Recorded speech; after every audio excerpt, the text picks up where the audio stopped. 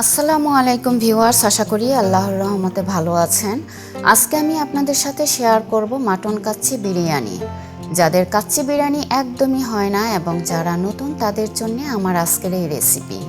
এই রেসিপিতে থাকছে কিছু টিপস, যে টিপসগুলো ফলো করলে আপনারাও প্রথমবারই রান্না করে নিতে পারবেন সুস্বাদু, মজাদার এবং পারফেক্ট মাটন কাচ্চি বিরিয়ানি। আশা করছি আজকের রেসিপিটি আপনাদের ভালো লাগবে। ভিউয়ার্স, আমার চ্যানেলটি যারা সাবস্ক্রাইব করেছেন তাদেরকে অসংখ্য ধন্যবাদ, আর যারা এখনও সাবস্ক্রাইব করেননি প্লিজ সাবস্ক্রাইব করে পাশে থাকা বেল বাটনটি অন করে রাখুন, যেন যে কোনো রেসিপি শেয়ার করা মাত্র নোটিফিকেশন পৌঁছে যায় আপনাদের কাছে। তাহলে চলুন আমার সাথে থেকে দেখে নিন পুরো রেসিপিটি। কাচ্চি বিরিয়ানির জন্য একটি মশলা করে নিব। তার জন্য এখানে কিছু গরম মশলা নিয়েছি। জয়ফল থেকে নিয়েছি অর্ধেকটা, দারচিনি নিয়েছি 2 ইঞ্চি পরিমাণ, জয়ত্রী নিয়েছি একটি, স্টার এনিস থেকে নিয়েছি অর্ধেকটা, লবঙ্গ নিয়েছি 6টি, এলাচ নিয়েছি 6টি, কালো গোলমরিচ নিয়েছি হাফ চা চামচ, আপনারা চাইলে সাদা গোলমরিচ ব্যবহার করতে পারেন, জিরা নিয়েছি 1 চা চামচ, শাহি জিরা নিয়েছি হাফ চা চামচ, কালো এলাচ নিয়েছি একটি, কাবাব চিনি নিয়েছি 10টি, আর পিপল নিয়েছি ছোট একটি। সবগুলো মশলা একসাথে ব্লেন্ড করে নিব। ক্যাশনাট নিয়েছি 8-10টি, চীনাবাদাম নিয়েছি 2 টেবিল চামচ, কিশমিশ নিয়েছি 1 টেবিল চামচ, পোস্তদানা নিয়েছি হাফ টেবিল চামচ। সবগুলো একসাথে ব্লেন্ড করে নিব।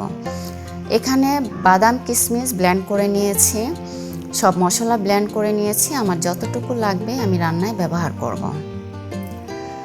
দুধ ভালো করে জাল করে ঘন করে 1 কাপ দুধ নিয়েছি। 1 কাপ দুধে দিয়ে দিচ্ছি চা চামচের 4 ভাগের 1 ভাগ ফুড কালার ভালোভাবে মিশিয়ে এক সাইড করে রেখে দিচ্ছি।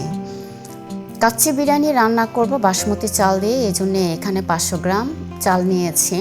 চাল ভালো করে ধুয়ে পানি দিয়ে ভিজিয়ে রেখে দিচ্ছি 40 মিনিটের জন্য। 1 কেজি খাসির মাংস নিয়েছি। 1 কেজি খাসির মাংস এবং 500 গ্রাম চালের অনুপাতে দিয়ে দিচ্ছি সব মশলা। দিয়ে দিচ্ছি 2 টেবিল চামচ আদা বাটা, 2 টেবিল চামচ রসুন বাটা, 3 টেবিল চামচ পেঁয়াজ বাটা, 2 চা চামচ ধনে গুঁড়া, 1 টেবিল চামচ মরিচ গুঁড়া, 1 চা চামচ জিরা গুঁড়া, দিয়ে দিচ্ছি স্বাদ মতো লবণ, দিয়ে দিচ্ছি পেঁয়াজ বেরেস্তা করা তেল 1 কাপ, ফেটিয়ে নেওয়া টক দই দিয়ে দিচ্ছি হাফ কাপ, দিয়ে দিচ্ছি ভিনেগার হাফ টেবিল চামচ, দিয়ে দিচ্ছি চিনি 1.5 চা চামচ। যে মশলাটা করেছি সেখান থেকে মশলা দিয়ে দিচ্ছি 1 টেবিল চামচ। বাদাম কিশমিশ বাটা হয়েছে 2 টেবিল চামচ, দিয়ে দিচ্ছি এর মধ্যে। দিয়ে দিচ্ছি টমেটো সস 3 টেবিল চামচ, দিয়ে দিচ্ছি কেওড়া জল 1 টেবিল চামচ। 1 কাপ পেঁয়াজ কুচি দিয়ে পেঁয়াজ বেরেস্তা করে নিয়েছি, এখান থেকে দিয়ে দিচ্ছি অর্ধেকটা পেঁয়াজ বেরেস্তা। সবগুলো মশলা দেওয়ার পর হাত দিয়ে ভালোভাবে মেখে নিচ্ছি। ভিউয়ার্স, দেখতেই পাচ্ছেন মাংসের সাইজ খুব একটা বড় করিনি। আমরা যে রেগুলার মাংস খাই সেই রেগুলার মাংসের চেয়ে সামান্য একটু বড় করে নিয়েছি। আপনারা চাইলে রেগুলার কাট করে বা এর চেয়ে বড় করে নিতে পারেন। হাত ধুয়ে দিয়ে দিচ্ছি হাফ কাপ পানি, যেন মশলা অপচয় না হয়। ঢাকনা দিয়ে ঢেকে এক সাইড করে রেখে দিচ্ছি ম্যারিনেটের জন্য 1 ঘন্টা। আমি ছোট আলু ভালো করে পরিষ্কার করে ধুয়ে নিয়েছি। দিয়ে দিচ্ছি এর মধ্যে সামান্য পরিমাণ লবণ, সামান্য পরিমাণ ফুড কালার দিচ্ছি যেন দেখতে সুন্দর দেখায়। পর্যাপ্ত পরিমাণ পানি দিয়ে এর মধ্যে দিয়ে দিচ্ছি 5টি এলাচ, 4টি লবঙ্গ, 1টি স্টার এনিস, 3 টুকরা দারচিনি, দিয়ে দিচ্ছি হাফ চা চামচ শাহি জিরা, 2টি তেজপাতা, দিয়ে দিচ্ছি 2 টেবিল চামচ তেল, দিয়ে দিচ্ছি 1.5 টেবিল চামচ লবণ। পানি ফুটে উঠলে মুখে দিয়ে দেখে নেবেন লবণ হয়েছে কিনা। যদি দেখেন মুখে খুব বেশি লবণ লাগে তাহলে বুঝতে পারবেন লবণ হয়েছে। পানির কালারটা ঠিক এরকম হয়ে আসলে পানি ঝরানো চাল দিয়ে 70% সিদ্ধ করে নিতে হবে। আমার প্রথম টিপস হলো চাল 70% সিদ্ধ করে নিতে হবে। স্মোকি ফ্লেভার আনার জন্য কয়লায় আগুন ধরিয়ে দিয়ে দিচ্ছি কয়েক ফোঁটা তেল, যেন স্মোক বের হয়। স্মোক বের হলে ঢাকনা দিয়ে ঢেকে রেখে দিচ্ছি 10 মিনিট। 10 মিনিট পর ঢাকনা খুলে নেড়ে দিচ্ছি যেন স্মোকি ফ্লেভার ভালোভাবে মাংসের সাথে মিশে যায়। 1 কাপের 3 ভাগের 1 ভাগ মাওয়া নিয়েছি, মাওয়া থেকে অর্ধেকটা মাওয়া দিয়ে দিচ্ছি। 6-7টি কাঁচামরিচ। ভিউয়ার্স, মাওয়ার একটি রেসিপি আমার চ্যানেলে দেওয়া আছে, আপনারা চাইলে দেখে নিতে পারেন। খুব সহজে অল্প খরচে ঘরেই মাওয়া তৈরি করে নেওয়া যায়। যে কোনো রিচ ফুড বা মিষ্টি জাতীয় খাবারে মাওয়া ব্যবহার করলে খাবারের স্বাদ আরও বেড়ে যায়।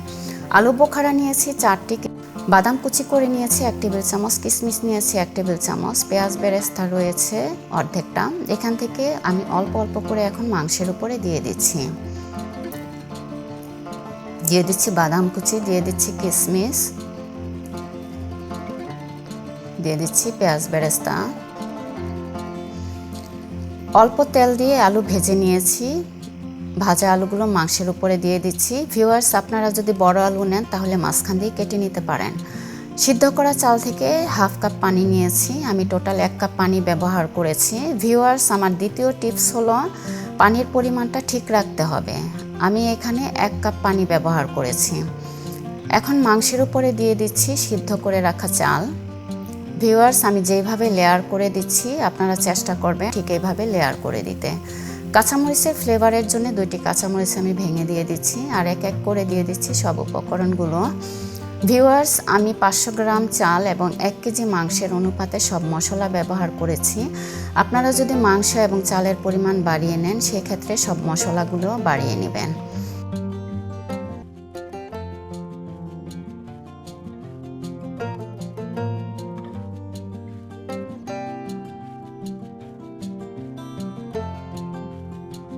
অবশিষ্ট চাল দিয়ে ভালোভাবে চারদিক দিয়ে ছড়িয়ে দিচ্ছি।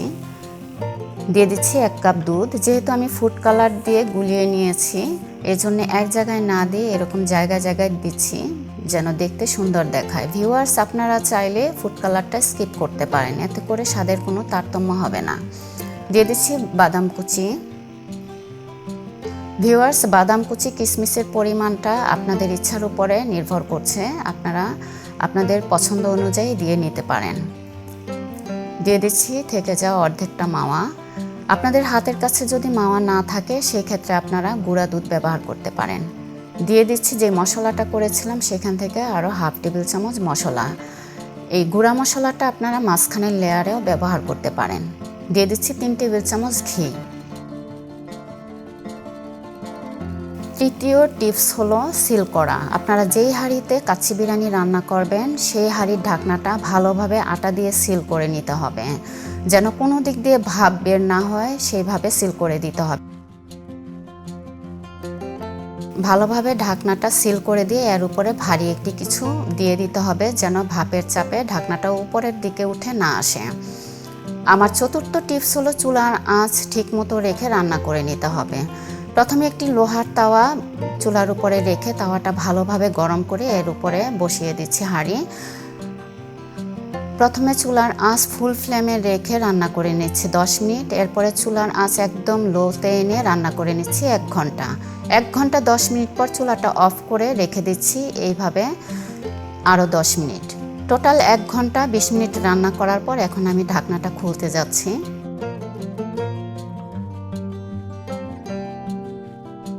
ভিউয়ার্স, দেখতেই পাচ্ছেন কাচ্চি বিরিয়ানি কতটা ঝরঝরে হয়েছে। আপনারা যদি আমার দেয়া টিপসগুলো ফলো করে বাসায় কাচ্চি বিরিয়ানি রান্না করেন তাহলে আশা করছি আপনারাও প্রথমবারই পারফেক্ট সুস্বাদু মজাদার কাচ্চি বিরিয়ানি রান্না করে নিতে পারবেন।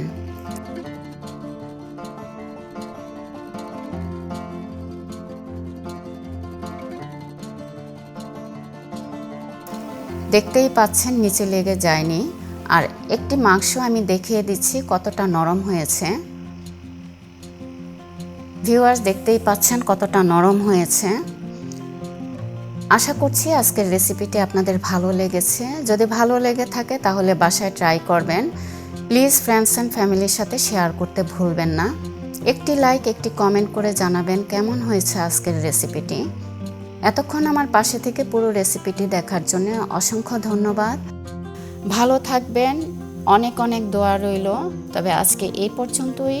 আসসালামু আলাইকুম।